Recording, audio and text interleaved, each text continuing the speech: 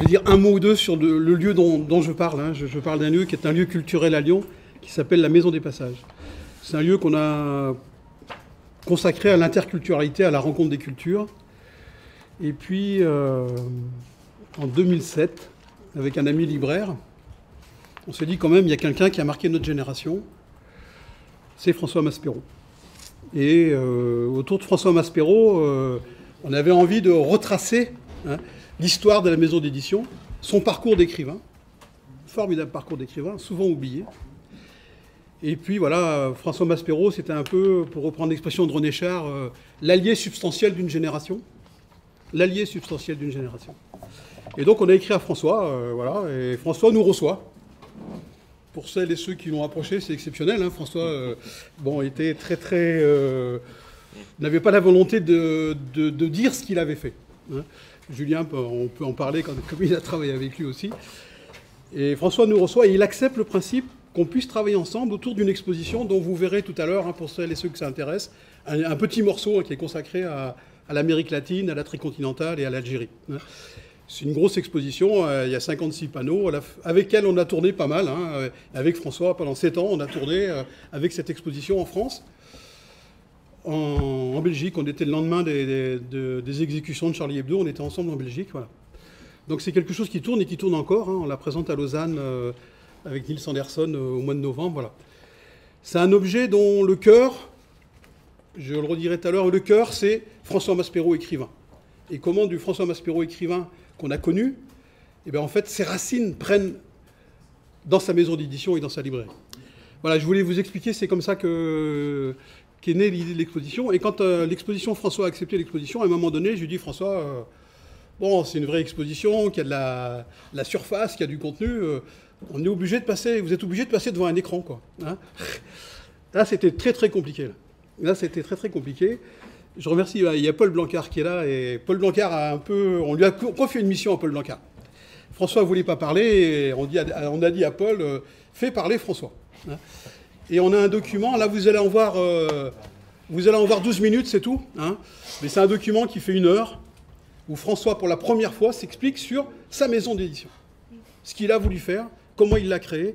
Et là, on va voir ce qu'il dit sur la revue tricontinentale, ce qu'il dit sur Cuba, ce qu'il dit sur les espérances de l'époque. Mais il faut imaginer que vous avez la même chose sur la Palestine, que c'est un document prodigieux. Hein. Enfin, moi, je trouve prodigieux. Pour l'instant, il est cantonné à l'exposition. Hein. C'est la première fois qu'il sort hors de l'exposition. Oui, c'est un inédit. C'est un peu un contrat qu'on avait avec François jusqu'à un moment donné. Et puis avec François, on a pu faire une deuxième chose, qui est un documentaire. Alors, c'est un documentaire que les télévisions ont refusé, nationales. Je vous livre juste la réflexion d'Arte, parce que je pense que ça vaut. Non, mais ça ne rentre pas dans le cadre culturel. Ça aurait beaucoup plu à François Maspero. Voilà. Donc, voilà. Bon, c'est un documentaire qui a été visible. Hein. Bon, il tourne, ce documentaire, il tourne. Hein. On a même tourné avec François. C'est un documentaire qui fait 1 heure et demie, où c'est François qui s'explique sur ce qu'il a été, la vie qu'il a eue, la vie qu'il a construite. Hein. Et quand on a rendu un hommage, je voudrais dire 2-3 mots sur François Maspero, parce que voilà, on a passé beaucoup de temps ensemble, on était devenus amis. C'est un homme remarquable. Et je voudrais dire 2-3 choses à son sujet. Quand on a rendu hommage à Maspero au Théâtre de l'Odéon au mois de novembre l'an dernier, avec Mediapart et la Maison d'Amérique latine, on avait trouvé comme thème générique François Maspero, une poétique de la résistance. Moi, j'avais insisté sur cette expression, une poétique de la résistance, parce que c'est poétique au sens étymologique, la création. Hein. François Maspero était un homme des résistances. Bien évidemment, par sa vie à lui, hein, il est marqué par la résistance française. Bon, on ne va pas rentrer dans les détails, mais bon, moi, je pense que certains détails sont connus. Hein. Sa vie, la résistance l'a façonné.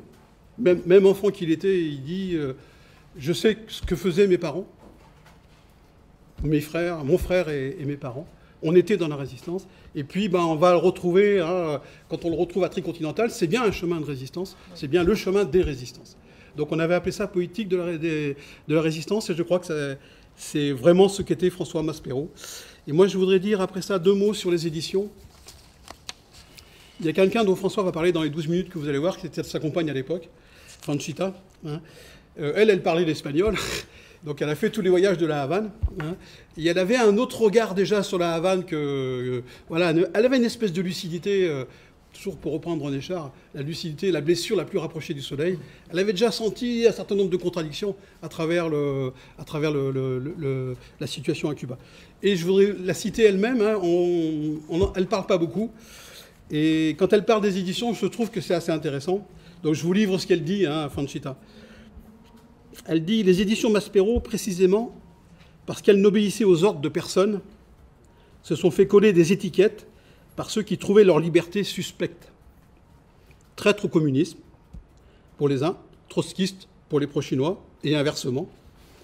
Marchand de la Révolution, on sait ce que ça a coûté à Maspero, pour les situationnistes, ou platement tiers-mondistes. Toutes ces étiquettes sont aussi fausses que réductrices. La seule qui conviendrait, mais elle n'est pas idéologique, serait dérangeante. Les éditions Maspero ont été dérangeantes. Voilà, ça c'est une première citation que je voulais faire. Je vais en faire une deuxième parce qu'elle va nous ramener à Tricontinental, elle va nous ramener aux Antilles. François Maspero, je ne sais pas ce qu'il avait compris des Antilles sur le fond en discutant avec lui. On avait longuement discuté de la revue Acoma hein, qui avait été faite avec Édouard Glissant. Et il y a eu, François Maspero a eu le prix Édouard Glissant et... Bon, qui lui a remis Édouard Glissant, et il m'a dit « j'ai pas compris ce qui se passait là ». Voilà, je crois qu'il y a quelque chose qu'il n'a pas compris dans les Antilles, François. Hein. Mais il le reconnaissait, hein, voilà, il y avait comme ça, il le reconnaissait. Par contre, les écrivains des Antilles, ils ont parfaitement compris ce qu'était Maspero. Et on a fait un livre autour de l'exposition, et on a interviewé Patrick Chamoiseau. Et Patrick Chamoiseau a cette très belle phrase sur Maspero, je vous la livre aussi. Voilà, je fais parler les gens qui l'ont... Je trouve que c'est bien. Maspero, pour moi, c'est d'abord une légende. Comme pour beaucoup d'entre nous, Maspero, c'est une légende. Hein. Comme un mantra d'initié, un vocable qui accompagne l'interdit, le subversif, le marronnage, la résistance qui se prépare au bon. La résistance qui se prépare au bon. C'est aussi comme un bout de formule secrète qui inaugurait la mise en transformation de moi-même et du monde. Voilà, je voulais vous dire ça sur les éditions Maspero, sur le regard hein, que peut avoir aujourd'hui un immense écrivain antillais. Hein. Et Patrick, quand je discutais avec lui... Alors, je ne sais pas si c'était pareil à Haïti, mais quand vous arriviez à Fort-de-France avec un livre des éditions Maspero, vous aviez droit à une fouille spécifique. Hein. Voilà, vous sortiez à Maspero et votre valise était plus fouillée que... Voilà. Donc, c'est aussi ça, les éditions Maspero. Et puis, je voudrais, avant de voir les 12 minutes du film, ce matin, on n'en a pas parlé, et pour Maspero, c'était une rencontre très, très importante. C'est la réunion de la Sorbonne en 1956, des écrivains et artistes noirs. Et François Maspero, à cette occasion, a rencontré Frantz Fanon, hein, entre autres, beaucoup d'autres personnes. Et il dit cette rencontre de la Sorbonne, ces assises de la Sorbonne, m'ont ouvert au monde.